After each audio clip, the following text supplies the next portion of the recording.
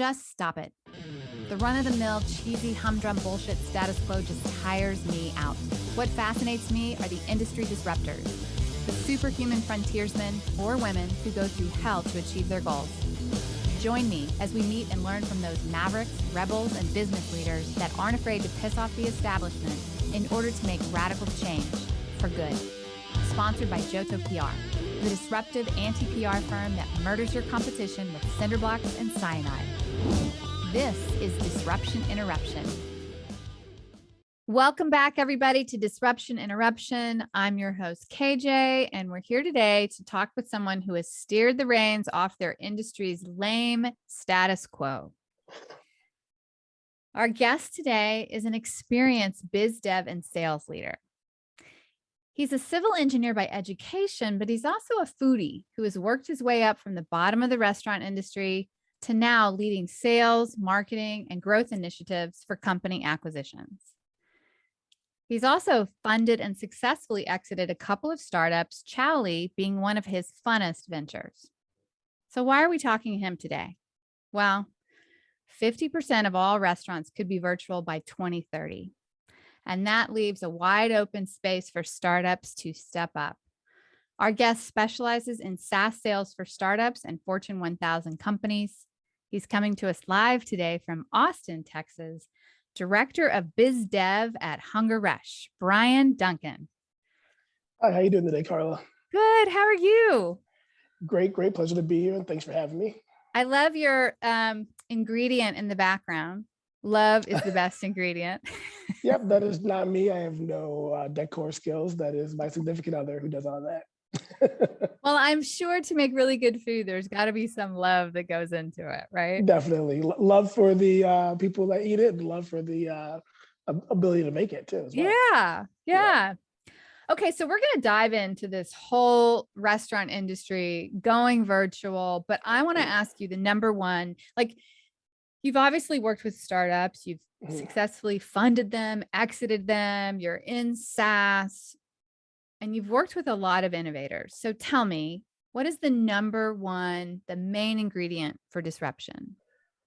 I think a lot of times, like, obviously everybody's going to say, find the white space, solve a problem. And that's all great. I think a lot of times when it comes to tech startups, people try and overcomplicate the solution, right? How do we get food there faster? We build a drone, right? And like, wow, that's really impressive. But the amount of capital outlay you're going to need, the amount of people involved that are going to need to help you get there. You need government regulations. Just for the drone example being one example, this is going to be, crazy because flight space isn't free, right? Right. So what I always say is, high-tech solutions for low-tech problems, right? So solutions that we are using currently to solve a major issue, right? Well, how do I get my food from the restaurant to my house using that same initiative? Uber, for example, solved that solution by using a high-tech solution, which was an app for a low-tech problem, getting the food from the restaurant to your house. Before Uber, before Grubhub, before DoorDash, you had to go pick it up yourself. Yeah, right? That's true. Please deliver my food.com. Yep, exactly. So high-tech solutions for low-tech problems. That handles a lot of service industries, and the restaurant industry is a service industry, right? Definitely. Being my background, that's kind of what I know, right? Yeah. So tell me this. So you're doing this in the restaurant industry, obviously, right? Mm-hmm. So what is the status quo going on right now in restaurants in regards to this? Like fast food, quick service restaurants, other restaurants, like what are the low tech issues? What's the status quo? Where are the pain points? Yeah, well, first one being taking orders, for example, right? People, about 50% of all orders that are taken by a restaurant are still received by a phone. So that's a problem that with labor issues, with increased wages, restaurants are facing. Well, they have a hard time finding the labor. If they can find the labor, they have to then pay them, 3, 5, 10x what they were paying them 5 years ago even.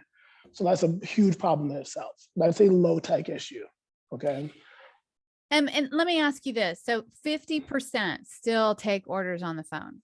That's correct. Is When that you, because there's just people just don't order like online? They just want to pick up the yeah. phone?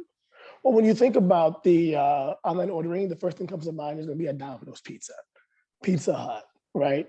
All these major national chains that have like a very large online presence, marketing budgets, apps, commercials on TV.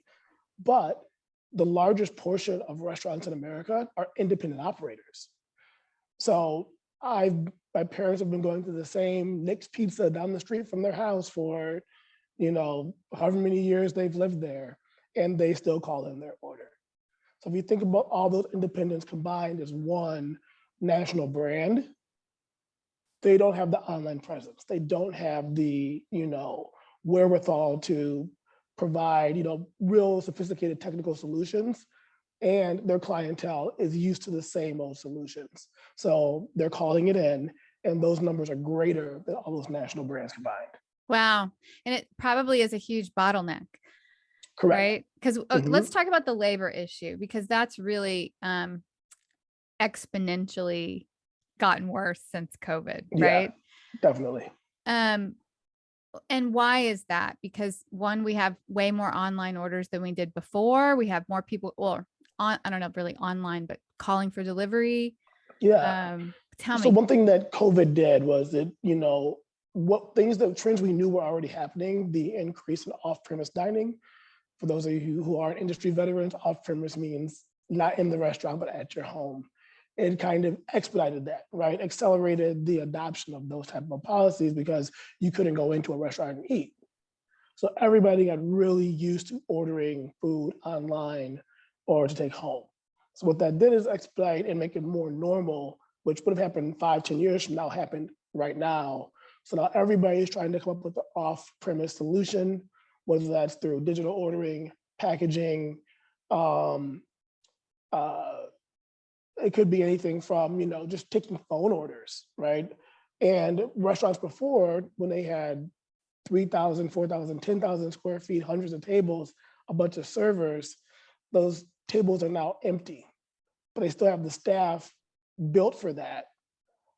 So now they're trying to re-engage their staff in such a way that allows them to deliver the product and not have so much staff on site. Wow. Yeah, that's a lot of overhead, isn't it?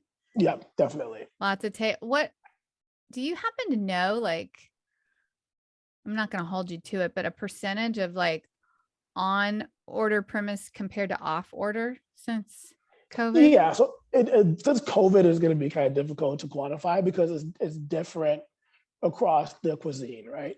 Yeah. But I know, pizza is now around 70%, which has always been kind of the norm. But the amount of people are ordering has increased. And that's because when you think eating at home, we're still, caught in those patterns that we've always done of pizza, Chinese food, right? Things that are going to be delivered and are going to taste fine. But now where the real rub has come in is cuisines that we never took off premise to eat at home are now becoming normal to order as well. Things like burgers, fried chicken are now popular to order offline. You get into even things like steaks, right? Ruth Chris has a off-premise solution, PF Chang's, right? Things that were fine dining can now be taken home and eaten. So they're trying to come up with solutions as well to those problems. So if you've been to a Cheesecake Factory or PF Chang's, those are giant restaurants. And when the shift is a 40% increase to off-premise dining, those establishments weren't built for that. They were built to have you go and enjoy your dinner there, not off-premise. Hence why they're coming up with, Cheesecake Factory to go, which are just window service and stuff like that. Yeah. Wow, that's crazy. And it virtually happened overnight. It's not like anybody had a gradient approach to this. Exactly. It's like trial by fire. And you said the largest percentage are independent operators. They're not these Correct. big chains, right? Correct. Yep. So what is the disruption? What is the innovation here that is really helping these independent operators, these small businesses, transition and stay afloat? Yeah. So the first easy solution everybody's going to say is, well, there's an app or a website, right? You can order online, order via your app, right? Well, going online and finding okay, we'll use my parent favorite place, Nick's Pizza, is pretty difficult to find if you're even 2 miles from them, because when you search pizza, the first thing that comes up on Google is Pizza Hut, Papa John's, Domino's, right? Domino's. Yeah. Yeah, they're gonna squash that ability to be found via traditional search methods. But then you have app ordering, which is also great because most searches and most digital interactions now are done via your phone, which we all know, right? But the only real estate that's harder to keep and maintain is apps on your cell phone. So think about how many apps you've downloaded and then deleted. Oh yeah, I did a whole bulk delete on things that I never used exactly. not too long ago. So you can really, like my parents love Nick's Pizza. They invest thousands of dollars a year in an app. You got to maintain it, update it. But I also like Joe's Burgers and Will's Asian. Am I going to have all those apps? Hence why a Grubhub or a Uber Eats or DoorDash becomes relevant. Because that's a solution to that problem where you can get all of your restaurants in one location, like a phone book, but digitally for food. So the high-tech solution now has become artificial intelligence. So things that projects I'm working on are text ordering, right? There's no app that needs to be downloaded. You can text and order your food right from the phone. A lot of restaurants are adopting it. You don't have to worry about engaging via email or getting you to go to a site or getting you to download all that information. You can literally order via your phone, via a text. And it works the same way we chat with my family or friends. Hey, I want a large pizza, extra cheese, Diet Coke, 2 burgers and a side of fries. And can you hold that order for 40 minutes? It can understand all of that, put it into the on-site point of sale system and put it in the kitchen. So it alleviates that hurdle for the independent restaurants to gain that digital footprint that a large pizza chain is going to have. No way. Yep. Now, how does this bypass Uber or Grubhub or? Yeah, because when you're on a Uber or a Grubhub or a DoorDash, you have the same problems you're going to have online if you're the local mom and pop restaurant. Got it. The larger ones can give more percentage, pay more to be higher up in the search results. Same thing. So let me ask you this. I read a bunch of articles and I've been looking at things like in this particular space, right? And I noticed that a lot of restaurateurs stated, or various ones stated, that there's a lot of fees that get, that they pay via Uber Eats, Grubhub, things like that, that really is not friendly to the small businesses. Or is that true? It definitely is true. So they're going to pay anywhere from 10 to 35%, sometimes even higher, depending on, how high up in the search results you want to come up, right? Do you want to run coupons? Do you need these third parties to deliver your food, right? Now, unlike a lot of people, I'm not against these companies, right? Because whether you pay it, yep, exactly. I do. And being on the other side of it too, working with restaurateurs, whether you pay it to these third parties like DoorDash, or you pay it to a third party marketing firm to make sure you're found, you're still paying it, right? So what DoorDash is doing is introducing you to 2 million customers that you never would have been introduced to unless you paid a marketing company $1 million, like these pizza companies do. Yeah, no, that's Who true. And that is a trade-off, and it's a very valuable trade-off, right? Exactly. Mm-hmm. It's kind of like a freelancer. They don't really like to market and sell. They want to have clients, but they want to work on their own time, right? Exactly, right? So let's talk about this text thing. So it's text-based ordering. Is it, AI? There's a lot of data about AI, and then there's true AI, right? Correct. Tell me more about the text-based ordering. So think of it as being like machine learning, AI. Like people use those words interchangeably, but they do have some nuanced differences. So when I say it's AI, it's not going to Terminator, think for you, take over the world type stuff. It's going to learn based on the amount of data that's put into it. So the more text orders it gets, the smarter it gets. So what does that mean? That means like if I order a blueberry dream from Smoothie King, but I call it the dark blue smoothie, if it sees that over and over again, it'll learn what you mean, and it will then be able to correct that via the order. So the reason it's so beneficial is that you can misspell words. You can call chicken wings hot wings, and it'll know you meant buffalo wings, right? And it'll be able to correct you. It can upsell you. If you order Diet Coke all the time and you didn't order it this time, it will upsell you. If you order Pepsi and they have Coke products, it will correct you on that as well.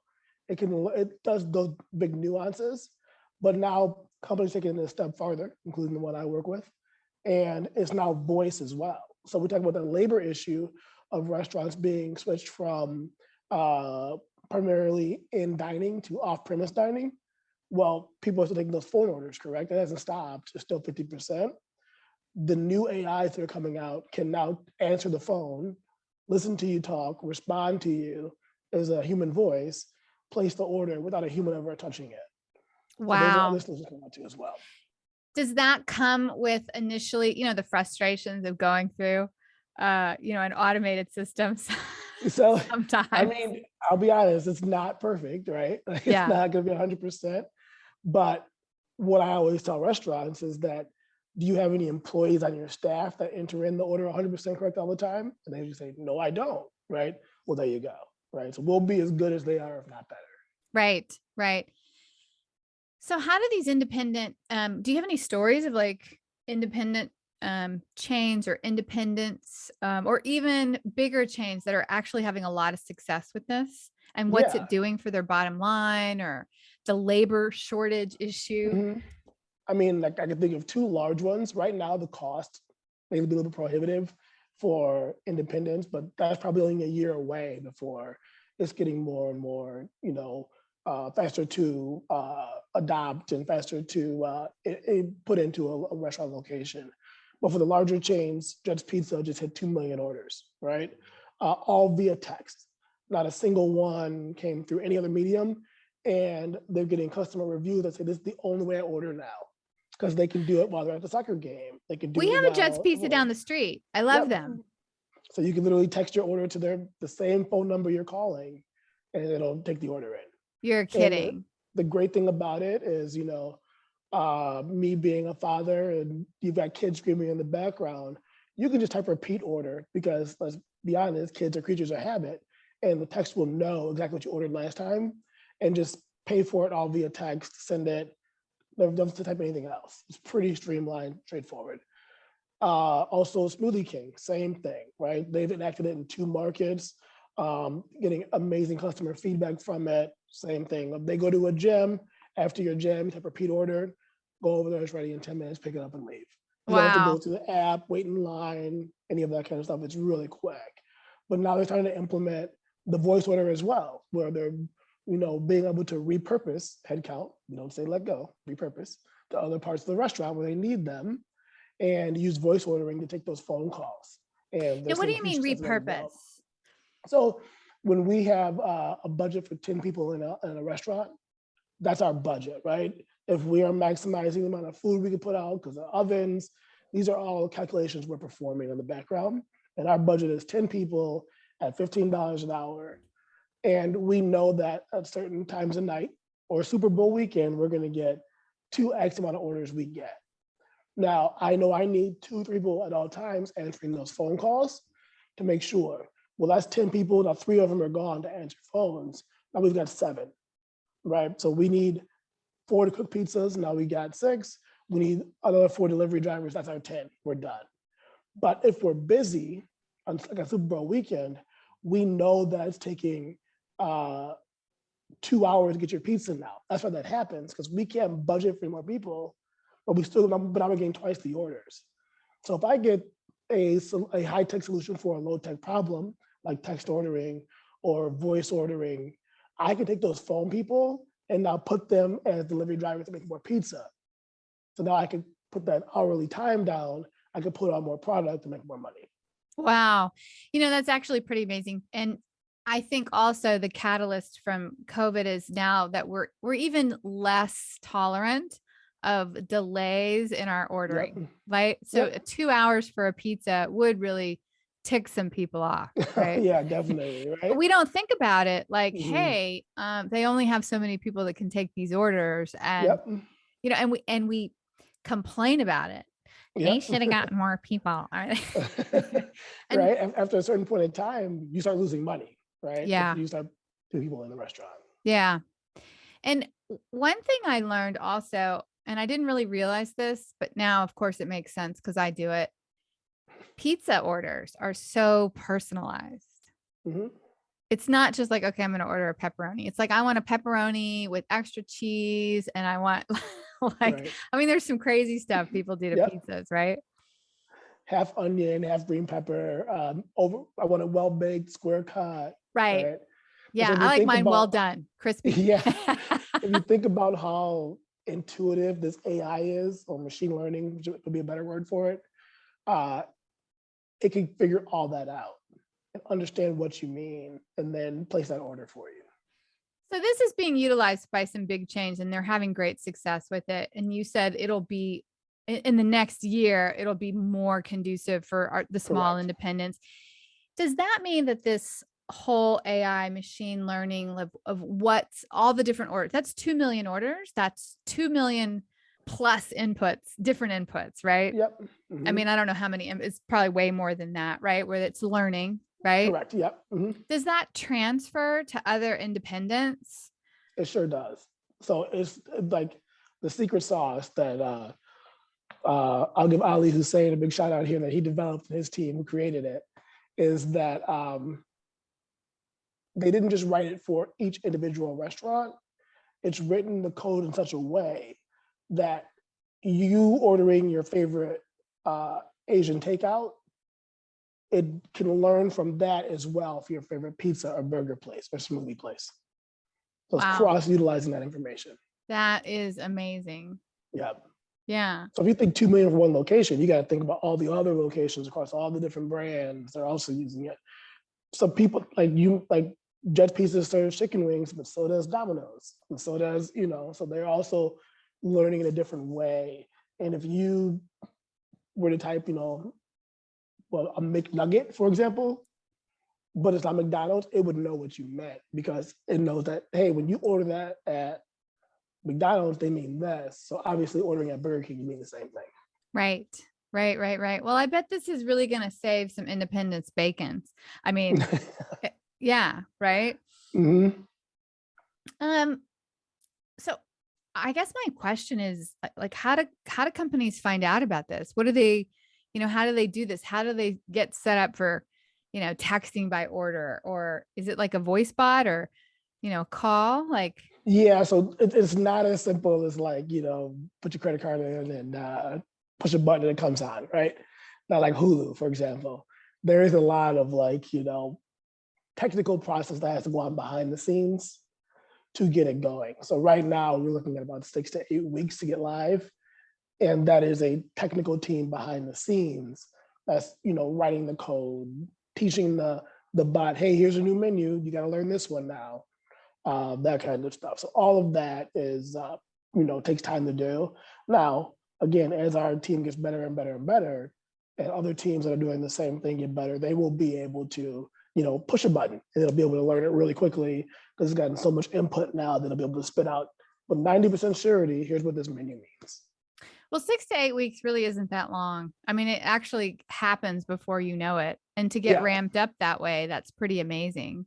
yeah, definitely. Yeah. So, So you've been in the restaurant industry, a long time, and now you're mhm, with HungerRush, and yep, you're doing these really innovative things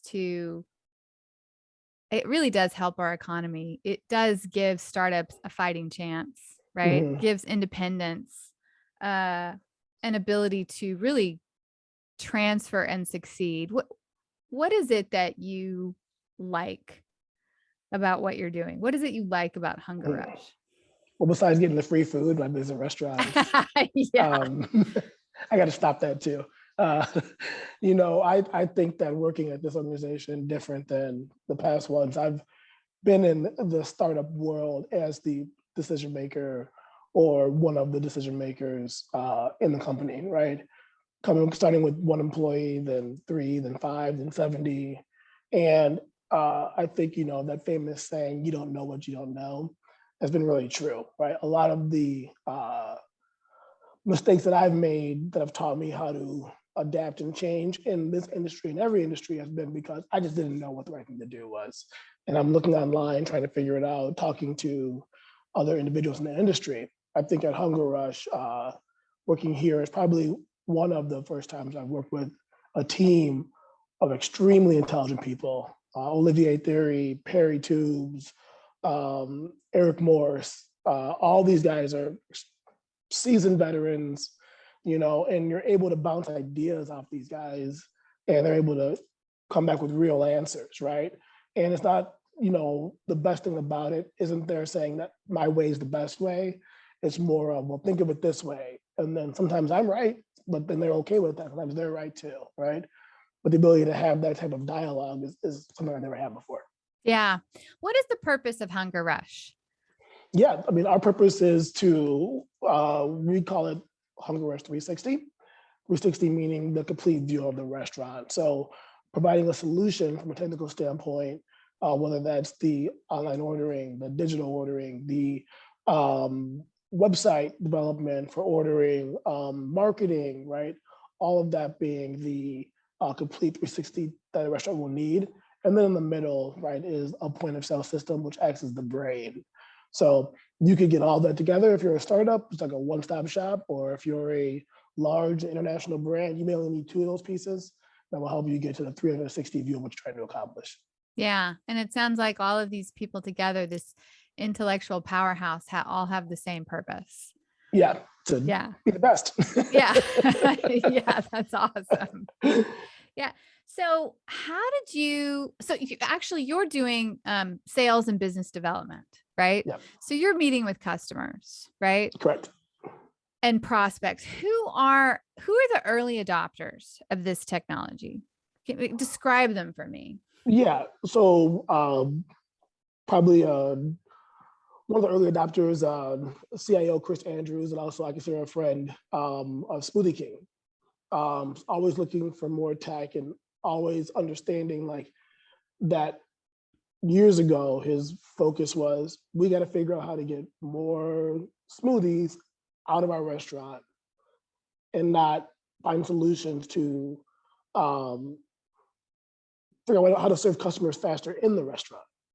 So that the old thought process was, how do we serve them faster? And yeah, we get a faster oven, we get and we need more servers. And that was the old way of thinking about it. The new way is, how do I get more people out of the restaurant with their product or get the right product to their house? And I think that being on the forefront of that process was allowed him to be able to see, like, for him, this was a no-brainer. Like, yeah, it's another channel. I know it's going to be slow to adopt because people don't even know about it. We got to first teach them this exists for them to be able to adopt it and utilize it. Mm-hmm. Also with Jets Pizza as well, they were the first ones to adopt it. I've had it for a few years, doing millions of orders, and realized that from their perspective, it was a marketing initiative.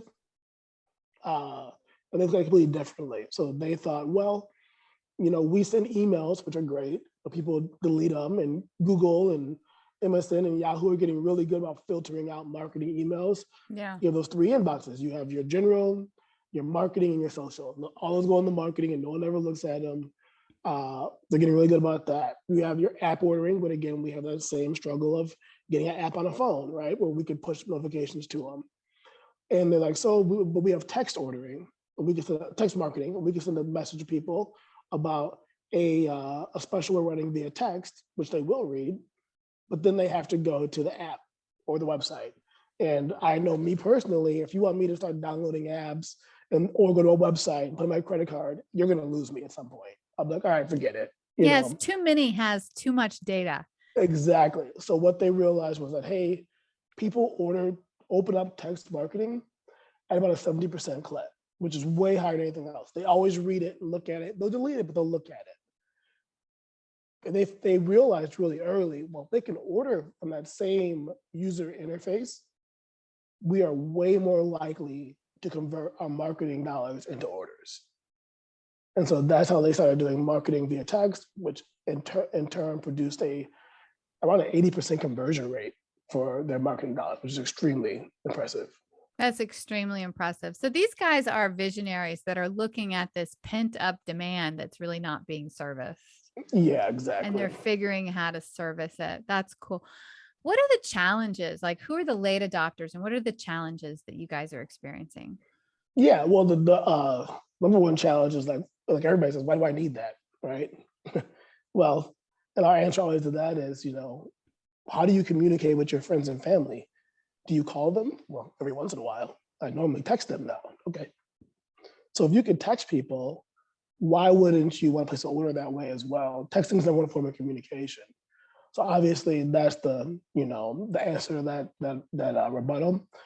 But the first thing that we have to get customers to understand is that, hey, this is happening, and people are going to want to text their order, or you're going to need artificial intelligence in some way and fashion, whether it's answering the phone, providing other data points for you throughout the restaurant to help you grow and move forward.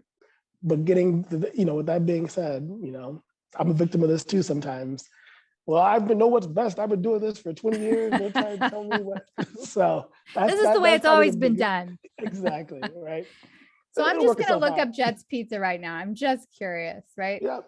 If I look it up, say I want to order from them, right? Mm-hmm. And check it out. Came right up and it says order, open, interesting. So you text your order right there. So if you do it from your phone, it'll open up your SMS for you. And you can start texting right away, that same story. Wow. And so that's how it works. As simple as that. Yeah. That is super cool. So what's on the horizon for HungerRush? What are you guys planning? What's the takeover? Some of the neat stuff we have now is a marketing product that operates the same way. And it is built primarily for independents or the small franchise owner. And it uses the data from your point of sale system, whether that comes through online ordering or they come in the restaurant. If you get their email, cell phone, whatever, the marketing product can then push out exactly the type of communication the consumer wants. So we will send an email first. If they don't open it, it'll send an SMS message next. And then it learns how you want to be messaged to, what kind of promotions you want, and when you most likely to open them, and does automatically. Because a restaurateur is not are great at making pizzas, burgers, sushi. They're amazing at that, but they never claim to be the best at marketing, right? So the more we can take off their plate from that perspective really helps. Sending an email, a lot of them do through Constant Contact or, whoever they use is great. But what I always tell them is like, if you're sending a 15% off coupon to somebody who comes every Tuesday anyway, you're literally just losing money. So this software can say, well, they come every Tuesday, so we're not going to send them a coupon because they're going to come anyway. So why send them one? It's about marketing to the right people at the right time. Another cool thing is taking this text ordering thing mainstream. So working with partners like Yahoo, Yelp, Google, and when you go through your apps, you're able to call a restaurant, right, or place an order online. Adding that button says, hey, just text your order, and then Google facilitate the order to them. Wow. Yeah. So I say wow a lot on this podcast. This is impressive stuff. Yeah. Well, I was thinking about the marketing, and you said it's for the small and independents, mostly that you're rolling out, because this is a big pain point for them. I know they don't market enough. We have a pizza place down the street, and we call the guy the veritable mayor because he really knows how to market. But I'm like, if he had something like this, right? This would be awesome. And it sounds to me like it just puts something a little more on automatic. Yep. And is it an entry point for these small independents? Like that's sort of like the entry point for the small independents because they really need help with marketing. Right. And it is that same, well, I've been doing this and I'm still in business, it's working fine, right? And, not to be like facetious or anything, I get it, right? When you build something, relinquishing any control when it's your livelihood, your family's involved can be difficult. Yeah. And so saying, hey, like you don't have to like send these emails or send SMS messages anymore. We could take care of that for you. We'll do it more efficiently. We'll do it in a streamlined way that engages consumers, increases their ROI, but won't lose you money on marketing people who are coming anyway. So it's a very easy way to get used to it. And then from there, yes, they are able to realize, And then okay, like, I what else guess it can you does do do for it. me? Exactly. Yeah. Right. Yeah. Yeah. That's actually brilliant. Okay, Brian, how did you go from going into like school for civil engineering, Yeah. ending up in the restaurant industry, right? Like Yeah. what have you always been a food lover? Like tell me Yeah. about that journey. So I worked in restaurants while I was in college. Obviously, had to have beer money, right? Yeah. Um, I went into civil engineering because my dad's a civil engineer, so Of I didn't course. know what So to do. makes Like, sense. yeah, and then I got 2 years into it, and all the classes and credits were now going towards my degree, and it's kind of hard to change at that point. But while I was bartending, I met my best friend Adam, and he worked in restaurants and partnered in restaurants, and it's like, hey, you're really good at this. You should think about doing it. And so that's how I started to really enjoy it and like it, and and would work there on the weekends, at nighttime, whatever I had to do to help pay for my education. And then after college, I left and worked for an engineering firm for all of, I want to say, no more than 6 months. It was horrible. Uh, and in a cubicle, just punching numbers. And then from there, just went back into it, right back in the restaurants, and was working on the supply chain side of it for, large companies like Kraft and General Mills, for product, sourcing like sugars and gums, and then slowly moved into tech. That's the You know, story. I bet your civil engineering degree has probably, I'm guessing, I could be wrong, but put you in good stead as far as like thinking about things Yeah. and systems and very logically and seeing processes and Mhm. things like that. Am I right? Yeah, because what we always said when we were in school is like, you hire an engineer when you have a problem with no solution, right? So if you think about the engineers that work on with NASA, right? They are losing oxygen on the spaceship, and they have a bucket, duct tape, two screws, and a boot, right? How are we going to solve this problem? That's what engineers kind of do. Yeah. There's no like 2 + 2 we know equals 4, but this is the problem where we don't know what the answer is. And you come up with 20 of them, but try them all, some of them fail miserably. And then, well, on the 20, this is the best one, right? It's Right. not perfect, but it's the best solution we have, and we'll continue to get it better. Same with Yeah, all it's the workable, softwares. right? Exactly. Right. Yeah. So software always comes out, hardware has always come out in tech, and they always get better, right? Hence why you see new releases from Apple on your phone, Google updates on your computer, or whatever, Dell updates on your laptop, is because they're getting better. They release something because you can't engineer forever because you're not making any money. So you get it to about 80% and you say, okay, this is good enough, let's release it. And then from there, you constantly are improving it as you get feedback, as you get, better at the technology. Right. Yeah, makes sense.